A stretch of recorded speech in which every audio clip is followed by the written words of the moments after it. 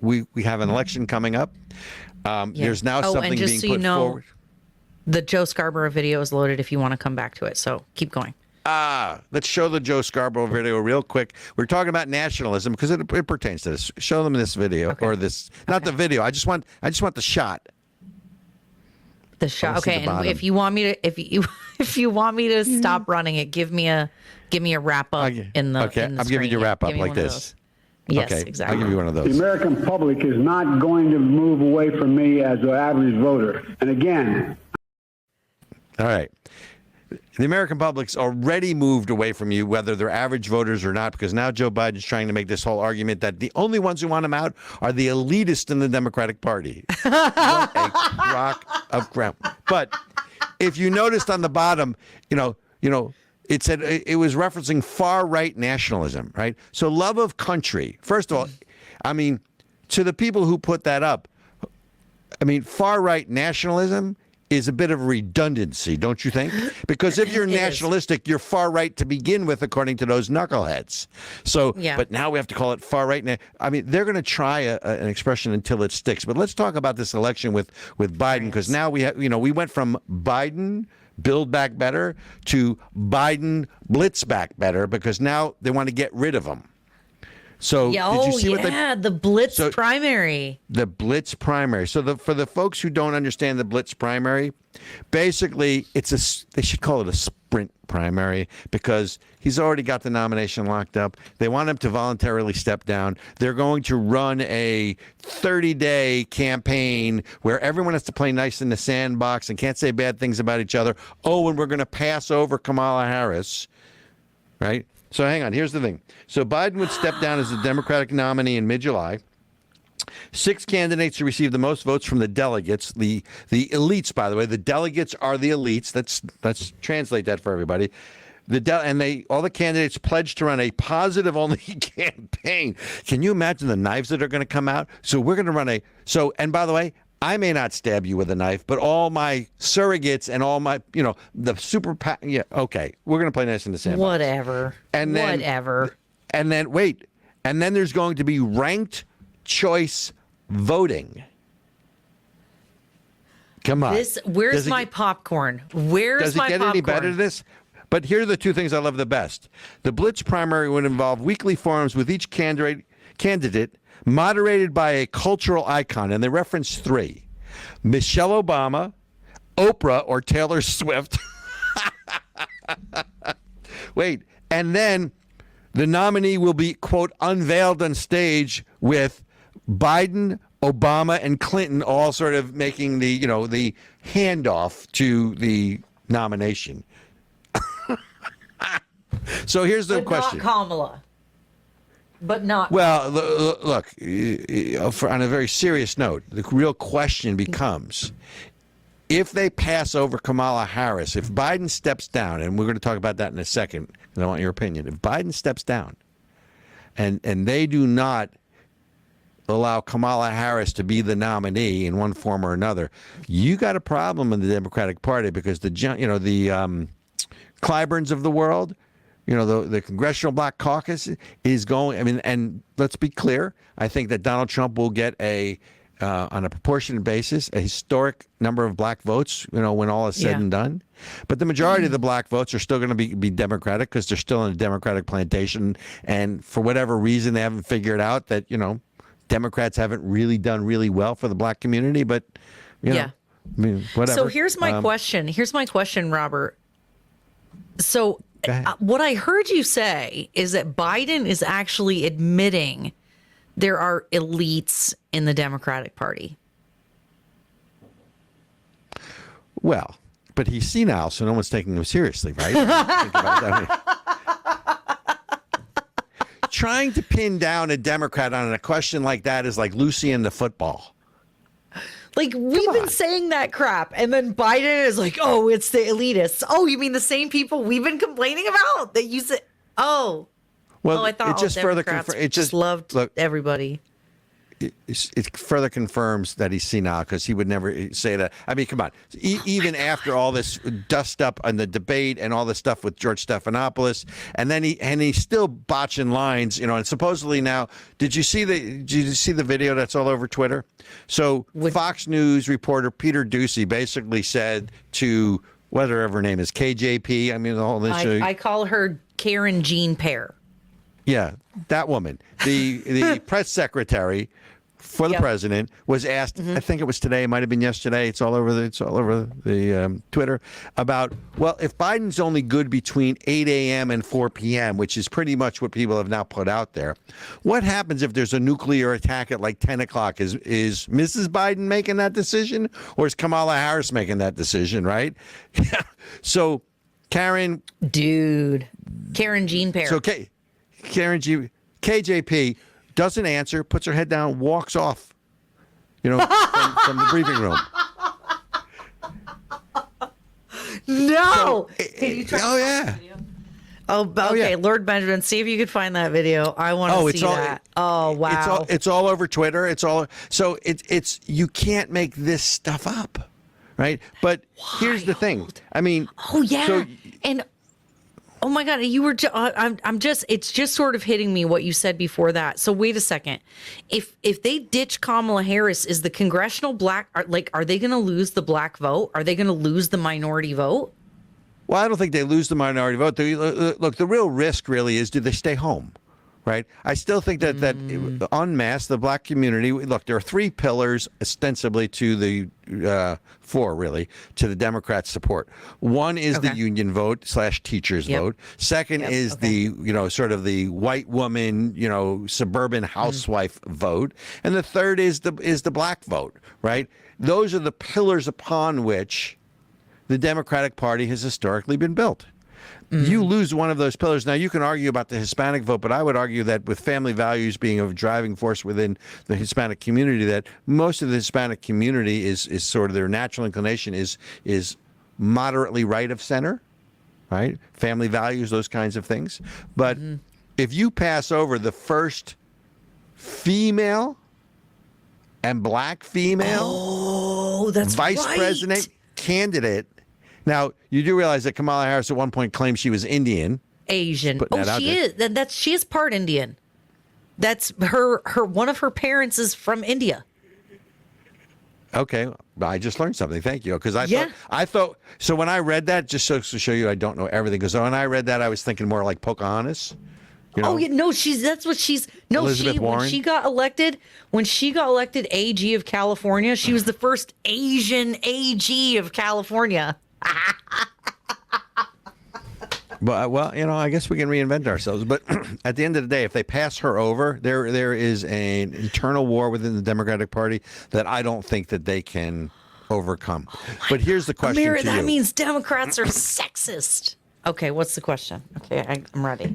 Does Joe Biden step down before the election?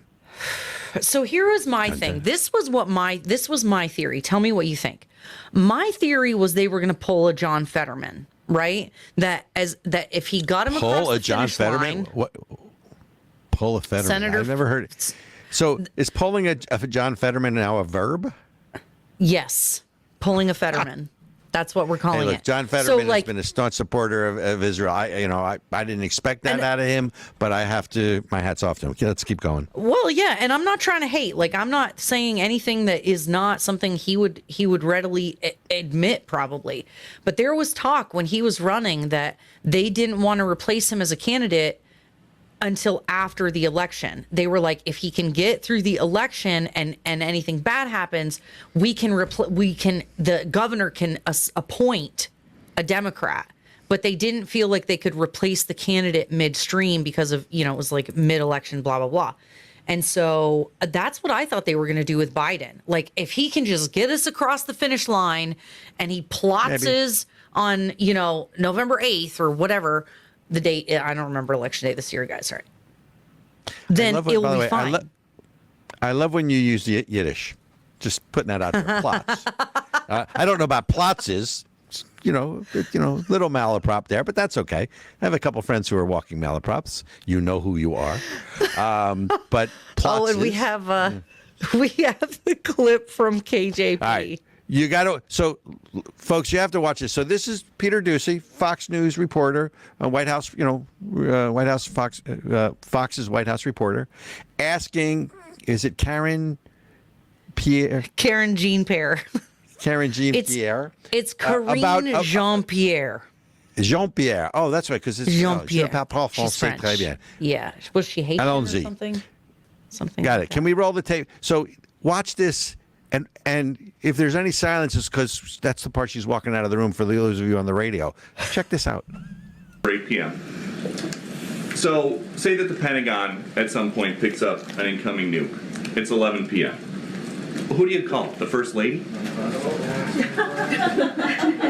And are you guys just not, since February, testing President Biden for Parkinson's or for dementia? Because if he gets a bad result, it's all over that day. All right, thanks, everybody.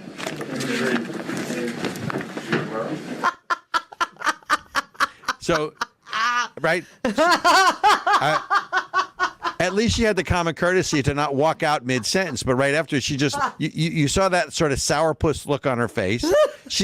But look, I'm not a big fan, but you want to talk about the definition of being in a no-win position? You're there to speak for the president, who doesn't speak very well for himself to begin with these days, right? And you're asking a question like that where, it's one of those things. So tell me, sir, when did you stop beating your wife, right? Because there's no good answer that doesn't incriminate you. Look, here's the deal. She may be a very nice person in real life. Like, and she may not be. But I don't know how you go to work feeling good about yourself, having to lie to people every single day, every day. Oh, it was, what the definition of the word is. Oh, wait, remember when Biden called for a woman who had died in a car accident? They were at some event and this congresswoman had been killed in a car accident. And he was like, oh, is so-and-so out there, Susan or whatever her name was? And they were asking him about it. And he was like, oh, and Karen Jean-Pierre was like, oh, she was top of mind. She was top of mind. Wait, I'm like, you're not even a good liar. You're not even a good liar. The president went into Philadelphia and thanked Philadelphians for getting him across the finish line in some tough senatorial elections he had in Delaware back in the day. You didn't see that one either? He's in Philadelphia thanking them for helping him get across the finish line in his senatorial elections. Now, look, hey, this is Philadelphia. Maybe they do vote in Delaware elections, but I mean, who knows? But you just sit there and go, they are Democrats after all. Right. And Democrats stick together. But I just, look, the truth is, it's what I said about the debate. I take no pleasure in seeing my president compromised. I can disagree with him on policy, but this verges on elder abuse. Now, I don't think he steps back. By the way, the other thing he just said, I think it was on that Morning Joe interview, that he would only step down if God sent him a message.